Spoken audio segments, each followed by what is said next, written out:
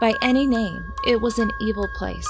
The Dragon Lords sent their worst criminals to the Isle of Tears to live out their lives in hard labor. In the dungeons of Gogassos, torturers devised new torments. In the flesh pits, blood sorcery of the darkest sort was practiced, as beasts were mated to slave women to bring forth twisted, half-human children. The Valyrians twisted the flesh of beasts and men to fashion monstrous and unnatural chimeras.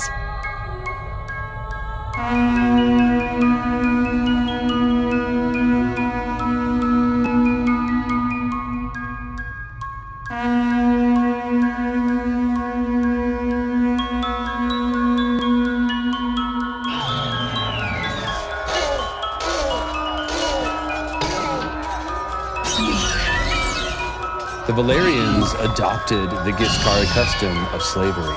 That's relevant for two reasons. First, the Valyrians became a truly monstrous enterprise at this point, combining the absolute trump card of dragon warfare with the horrific practices of slavery and genocide. And secondly, and because of the first thing, this adds a layer of righting old wrongs to the actions of Daenerys when she comes to Slaver's Bay and uses her dragons to free slaves.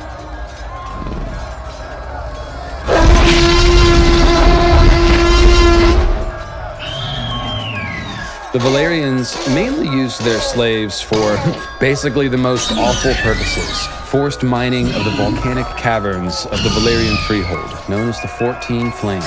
The Valyrians forced their slaves to work to exhaustion or to heat death, or sometimes even to fireworm death.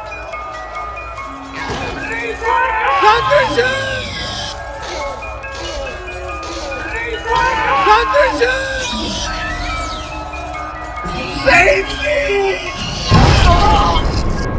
Most cities are built on stone. Braavos was built on ships, or more specifically, their cargo.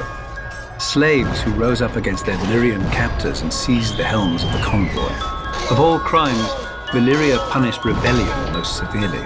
The slaves faced not execution, but the Valyrian mines or labor camps in the most remote and savage colonies, if recaptured. And few corners of the world can long remain hidden from Dragonback. Magic frees nobody, except its practitioner, to do what he will with those who can't.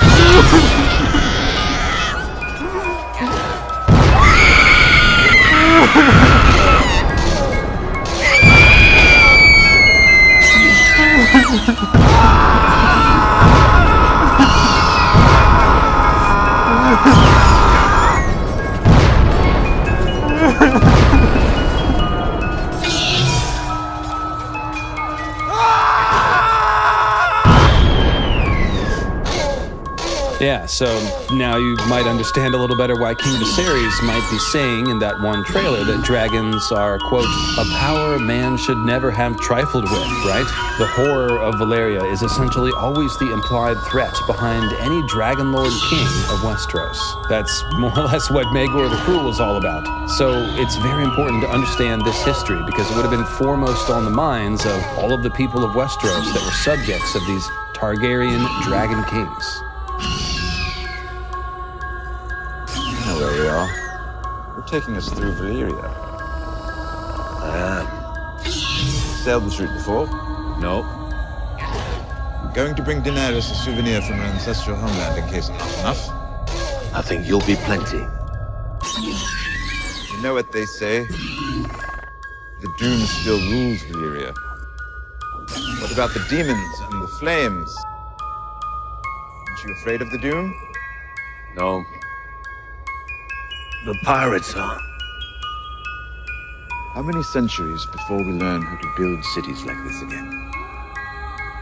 For thousands of years, the Valyrians were the best in the world at almost everything. And then they weren't. And they weren't. They held each other close, then turned their backs upon the end, the hills that split asunder, and the black that ate the skies, the flames that shot so high and hot that even dragons burned. Would never be the final sights that fell upon their eyes, fly upon a wall, the waves, the sea wind, whipped and churned. A city of 1,000 years, and all that men had learned. The doom consumed it all alike, and neither of them turned. The Valyrian capital was built into a volcano, much like Dragonstone. And the Dragon Lords, the highest of the nobility, lived here, at the volcanic face, closest to the source of their magic and power. And this was the Enoglion. But the blood mages worked their craft. It is truly wondrous what you've built. Oh, no. I only pore over the histories and provide the plans. The stonemasons built the structures.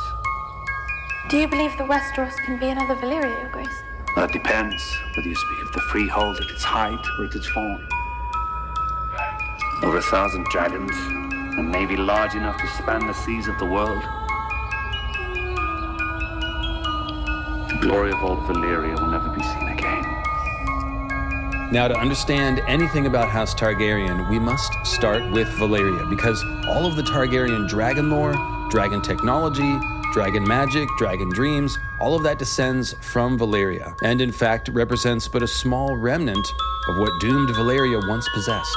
There is, of course, a ton to say about Valyria, and I've done many videos about it, but I promise that we're going to heat, hammer, and fold that Valyrian lore into the swirly steel that puts White Walkers to sleep.